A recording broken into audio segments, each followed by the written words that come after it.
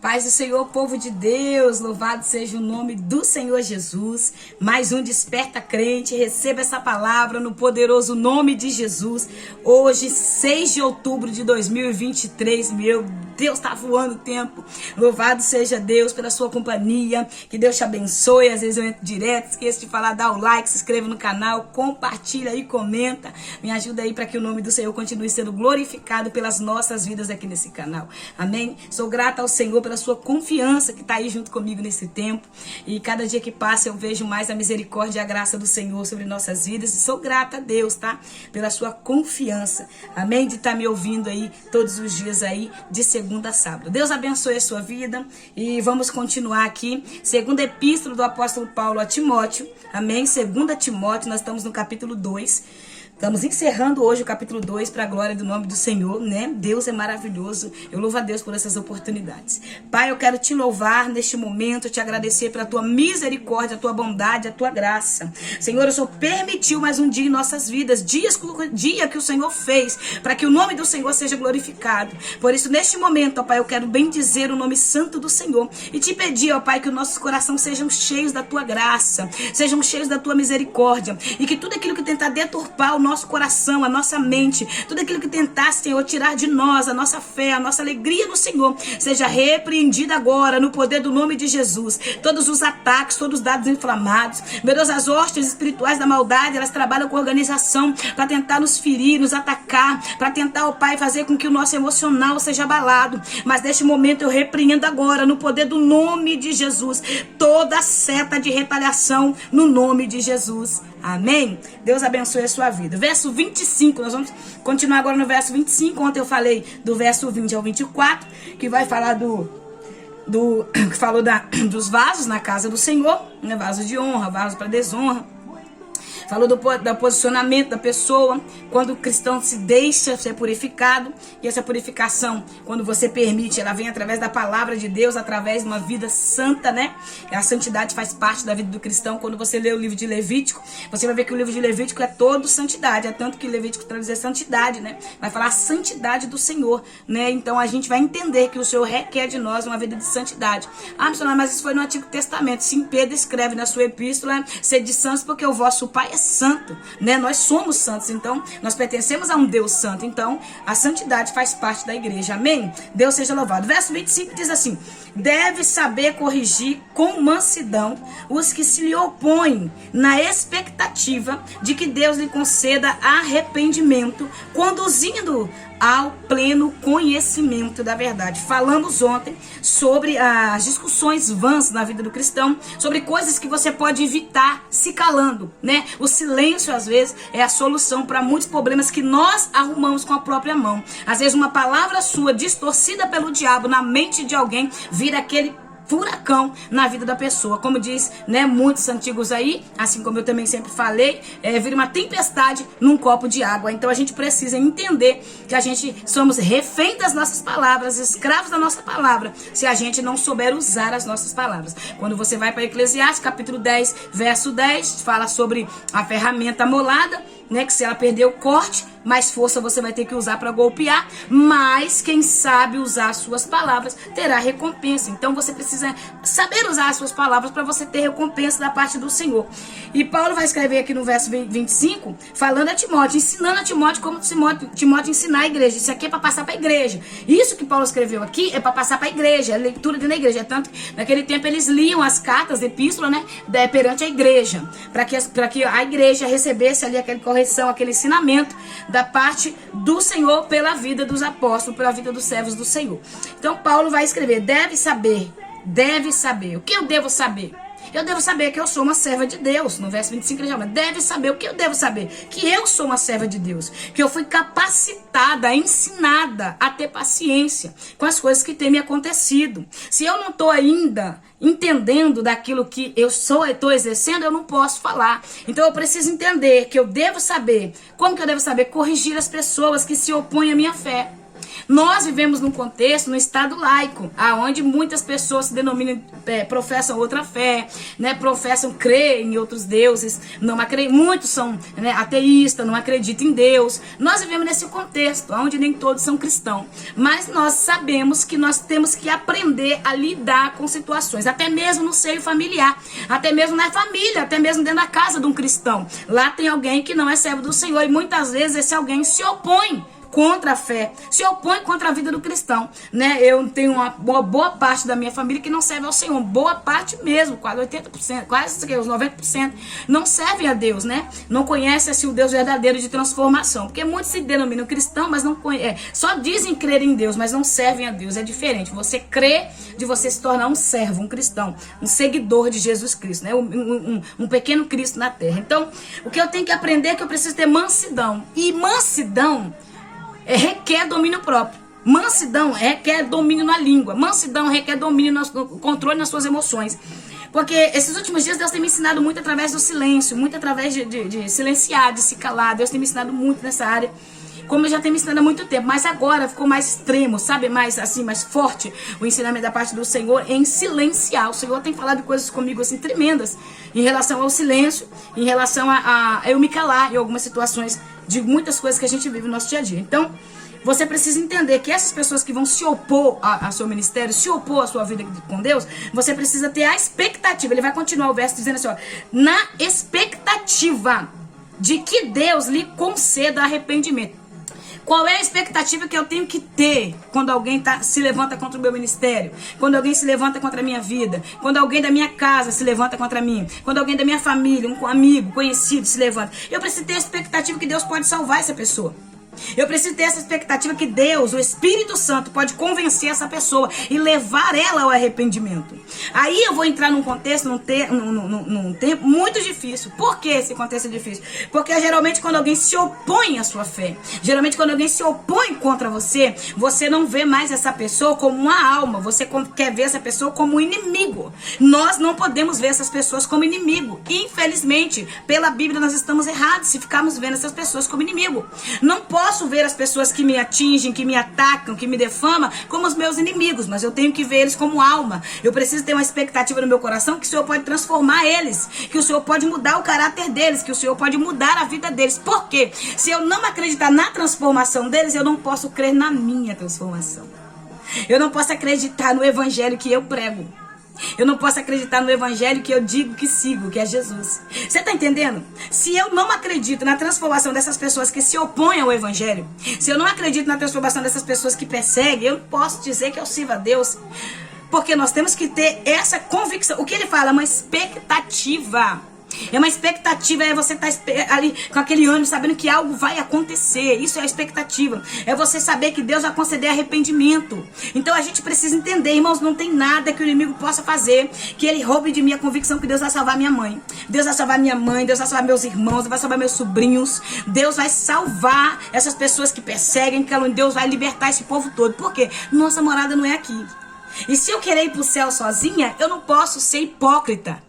Eu não posso se denominar mais crente, mais santa que os outros.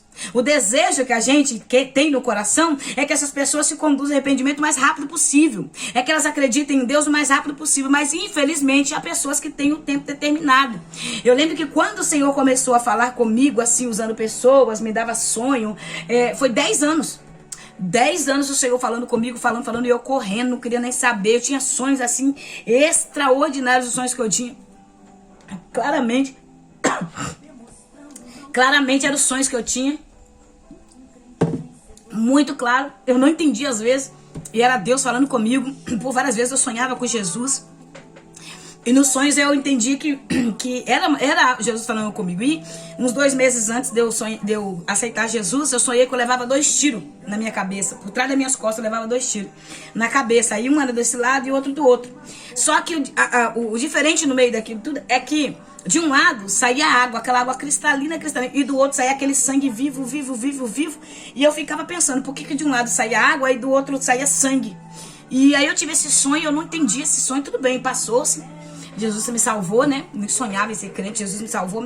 Aí eu vim entender, o sangue de Jesus e a água é a representação da palavra. Era Jesus mostrando pra mim, eu vou te salvar, vou te fazer uma pregadora da minha palavra. Vou te salvar e vai ser uma missionária pra glória do meu nome. E eu entendi. Então Deus dá os sinais na vida daqueles que Ele escolheu, né? Quem olhava pra mim há 6 anos atrás, ninguém diria que hoje eu seria uma serva do Senhor. Por isso que o diabo tem tanto ódio, tem tanta raiva e levanta tantas pessoas pra tentar me parar. Porque eu não fui convencida, eu fui convertida a Jesus. Entendeu? Então eu creio que quando a sua conversão a Cristo é verdadeira, o diabo sabe. O inferno conhece, ele sabe quem é que tem vida com Deus de verdade, ele sabe quem é capa, ele sabe quem é os verdadeiros, ele sabe quem é esse vaso de honra, ele sabe quem é os vasos da desonra, aqueles que ele usa, né, dentro da casa do Senhor. Então a gente precisa entender isso, que Deus conceda misericórdia, porque Deus concedeu misericórdia pra mim. O Senhor me salvou, eu dormi trilouca, bêbada, de um dia pro outro, numa sexta pra um sábado, no sábado levou um cu da minha casa, aceitei Jesus. Cristão, crente, passava do outro lado da rua, porque eu não aceitava crente nenhum falar de Jesus pra mim, entendeu? Porque eu não acreditava, não é que eu não acreditava em Jesus, mas nem em Jesus, porque na realidade a gente fala que crê, mas quem crê obedece, né? Então eu não acreditava nos cristãos, porque eu conhecia muito crente que brincava com a fé, e crente de perto, da família, que nunca deu testemunho de crente, então eu não acreditava. Então porque de um todos pagam. Quem já ouviu essa frase? Porque de um todos pagam. Então o testemunho seu é algo muito forte. O seu testemunho é muito forte, as pessoas não veem o que você fala, veem o que você vive. Então você precisa entender, claro, por mais que você tente viver um ministério santo, por mais que você tente viver uma vida santa, vai ter aqueles que se opõem mesmo, aqueles que foi levantado mesmo para te ensinar a ser crente, para te ensinar a ficar firme, não tem jeito. E vai ter aqueles também que vão tentar te degredir, mas vai ter, porque tem que ter. A Bíblia fala bem claramente, bem claro, está escrito que nós seremos rejeitados, perseguidos. E o Senhor fala, aquele que não rejeitar, aquele que não deixar pai e mãe por amor a mim, que o Senhor quer prioridade. O Senhor quer prioridade. Para mim viver essa prioridade com Deus, para mim priorizar a Deus, eu vou ter que perder muita coisa. Às vezes tem que perder até alguém da família, tem que perder até alguém, algum parente, para botar Jesus como prioridade na minha vida. Mas essa escolha só vem para os verdadeiros, para aqueles que conhecem Jesus, né? Aí ele vai continuar o verso dele, conduzindo-os ao pleno conhecimento da verdade. Por quê? Porque quem é a verdade é Jesus. Quando o arrependimento vem, essa pessoa é conduzida a Jesus, ela é conduzida ao pleno conhecimento da verdade. Quando essa pessoa reconhece o seu pecado, quando você mostra pra ele o caminho, se opõe contra você, você tá tratando bem. A minha filha, a gente passa muita prova, que minha filha trabalha com um negócio um trabalho de padaria. Então, meu irmão, sinceramente, tá? Eu nunca vi tantas pessoas dar mau testemunho como dão hoje. E infelizmente a maioria estão vestidos de crente. Tô com a vestimenta mudada, só não tem caráter transformado. Então eu sempre falo pra ela, minha filha, não se estressa com essas pessoas. Essas pessoas não mudam o posicionamento deles. Você perde a paciência, você perde o sossego, você perde a paz, e eles continuam no mesmo posicionamento. Eles continuam do mesmo jeito, não tem transformação. Então a gente precisa entender. Paulo está dizendo, olha, corrige, mas corrige com amor, corrige com mansidão. Aqueles que se lhe opõem. Tenha sabedoria, graça, para que esse povo possa se arrepender amanhã ou depois. Entendeu? Testemunho. Então o verso 26 ele está dizendo, para que dessa maneira retornem ao bom senso. Por quê? Uma pessoa vendo, ela vai retornar ao bom senso. Meu Deus, eu estou perseguindo aquela irmã não reage, não fala nada. Eu não sou crente, meu Deus, tô falando do ímpio. Eu não sou crente. Aí vai começar a querer ver, por que essa irmã é tão calma? Por que eu faço isso e nada muda, né? Por que ela não vem me tirar satisfação? Não vem? Porque o propósito do diabo é esse, é você ir lá bater boca, tirar satisfação, ir pra rede social, porque a moda agora é escandalizar na rede social, né? Aí vai lá no status do WhatsApp, posta no status do WhatsApp, vai pra Facebook, vai pra Instagram, e vai degredir a imagem do outro lá, e bota lá, e aquela coisa toda, aquele escândalo todo, aquela baixaria toda, e a maioria envolvida crente, tá lá estampado lá, e depois vai ver o texto, tá, servo do Senhor, serva do Senhor. Então a gente vê essas coisas acontecer. Ah, por quê? Porque o diabo, ele não tá brincando, irmãos. O diabo não tá brincando. Como que a pessoa vai acreditar numa verdade que eu professo com a boca, mas não vivo ela? Você entende? Então a gente tem que parar e analisar nosso posicionamento, nós temos que analisar nossas vidas. Então olha só, para que dessa maneira retorne ao bom senso. O bom senso, uma mente, né, que pensa, uma mente transformada. Porque nós somos racional. Nós não somos um animal irracional. Quem é irracional não tem consciência, não pensa, faz, age do seu jeito, não tem, age no ato. É o animal que é assim. Nós não, nós pensamos antes de agir. Então a pessoa voltar ao bom senso é sair do desequilíbrio, é sair da loucura que vive, é sair do descontrole que vive e ver o bom senso. Meu Deus, eu tô errado, eu preciso, né, repor minha vida. Aí o que vai acontecer? Aí ele vai continuar dizendo assim, ó, e se livrem da armadilha do diabo.